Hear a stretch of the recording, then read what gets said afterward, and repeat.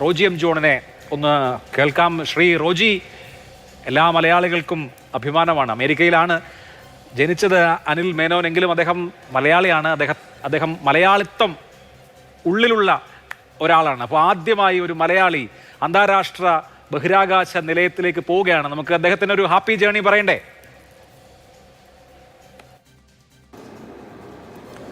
ഏതൊരു മലയാളിയെയും ഭാരതീയനെയും ഒക്കെ സംബന്ധിച്ച് വളരെ അഭിമാനകരമായിട്ടുള്ള ഒരു നിമിഷമാണിത്. ഒരു മലയാളി ആദ്യമായിട്ട് ബഹിരാകാശ യാത്രയ്ക്ക് തയ്യാറെടുക്കുന്നു. ഇന്ന് രാത്രി അദ്ദേഹം പുറപ്പെടുകയാണ്. എല്ലാവരെയും സംബന്ധിച്ചും വളരെ പ്രചോദനം നൽകുന്ന, പ്രത്യേകിച്ച് പുതുതലമുറയ്ക്ക് വലിയ മോട്ടിവേഷനായിട്ടുള്ള ഒന്ന് തന്നെയാണിത്. അദ്ദേഹത്തിൻ്റെ ഈ യാത്രയ്ക്ക്, ഉദ്യമത്തിന് എല്ലാവിധ ആശംസകളും നേരുകയാണ്. വളരെ നാളത്തെ, വർഷങ്ങളുടെ ഒരു തയ്യാറെടുപ്പിന് ശേഷമാണ് ഇത്തരം ഒരു യാത്രയ്ക്ക് അദ്ദേഹം ഇന്ന് ഫൈനലി സജ്ജമാവുന്നത്, യാത്ര പുറപ്പെടുന്നത്. മാത്രവുമല്ല, വളരെയധികം നാളുകൾ, മാസങ്ങളോളം അദ്ദേഹത്തിന് സ്പേസ് സ്റ്റേഷനിൽ ചെലവഴിക്കേണ്ടതായിട്ടും വരും.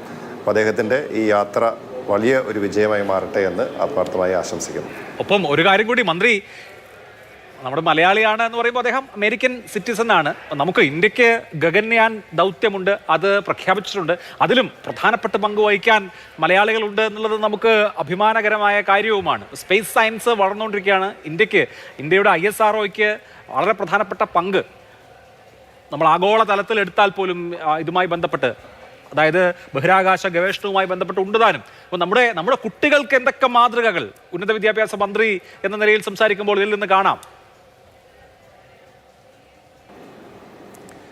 ഇപ്പോൾ ശാസ്ത്രവും സാങ്കേതികവിദ്യയും ഒക്കെ വലിയ മാറ്റങ്ങൾക്ക് വിധേയമായിക്കൊണ്ടിരിക്കുന്ന ഒരു കാലമാണ്. അതിനനുസരിച്ച് ലോകത്തും വലിയ മാറ്റങ്ങൾ സംഭവിക്കുന്നുണ്ട്. ആ മാറ്റങ്ങൾക്കനുസരിച്ച് നമ്മുടെ വിദ്യാഭ്യാസ രംഗത്തെ സജ്ജമാക്കിയെടുക്കുക, നമ്മുടെ വിദ്യാർത്ഥികൾക്ക് ഇന്ന് ആഗ്രഹിക്കുന്ന തരത്തിലുള്ള സംവിധാനങ്ങൾ കൊടുക്കുക എന്നുള്ളത് വളരെ പ്രധാനപ്പെട്ടതാണ്.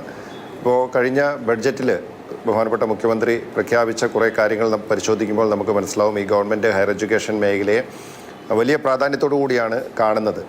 വിദ്യാർത്ഥികളിൽ ശാസ്ത്ര അവബോധം വളർത്തുക എന്ന ലക്ഷ്യത്തോടു കൂടി Jawaharlal Nehru centre for scientific temper, അതുപോലെ തന്നെ ശാസ്ത്ര അവബോധം വളർത്തുന്നതിന് വേണ്ടിയിട്ടുള്ള നിരവധിയായിട്ടുള്ള പദ്ധതികളുമൊക്കെ പ്രഖ്യാപിച്ചിരിക്കുന്നത് ഈ മേഖലയിലെ സാധ്യതകളെ പരമാവധി പ്രയോജനപ്പെടുത്തുന്നതിനും നമ്മുടെ വിദ്യാർത്ഥികൾക്ക് അവസരങ്ങൾ ഒരുക്കി കൊടുക്കുക എന്ന ലക്ഷ്യത്തോടും കൂടിയാണ്. നമുക്ക് ശാസ്ത്രവും സാങ്കേതികവിദ്യയും ഒക്കെ മാറുന്നതിനനുസരിച്ച് നമ്മുടെ സംസ്ഥാനത്തെയും അതിന് സജ്ജമാക്കുക എന്നുള്ളത് വളരെ പ്രധാനപ്പെട്ടതാണ്. തീർച്ചയായിട്ടും ഉന്നത വിദ്യാഭ്യാസ വകുപ്പ് അതുമായി ബന്ധപ്പെട്ട പ്രവർത്തന പരിപാടികൾ ആവിഷ്കരിച്ച് നടപ്പിലാക്കി മുന്നോട്ട് പോകുന്നതായിരിക്കും. നമുക്കും നാളുകളിൽ നമ്മുടെ കേരളത്തിൽ ജനിച്ചു വളരുന്ന വിദ്യാർത്ഥികൾക്ക് ഇതുപോലുള്ള സാഹചര്യങ്ങളിലേക്ക്, ഇപ്പോൾ നാസ പോലുള്ള സംവിധാനങ്ങളിൽ മലയാളികളും ഇന്ത്യക്കാരായിട്ടുള്ള ആളുകളുമൊക്കെ ഉണ്ട് എന്നുള്ളത് നമുക്ക് അഭിമാനം നൽകുന്ന കാര്യം തന്നെയാണ്.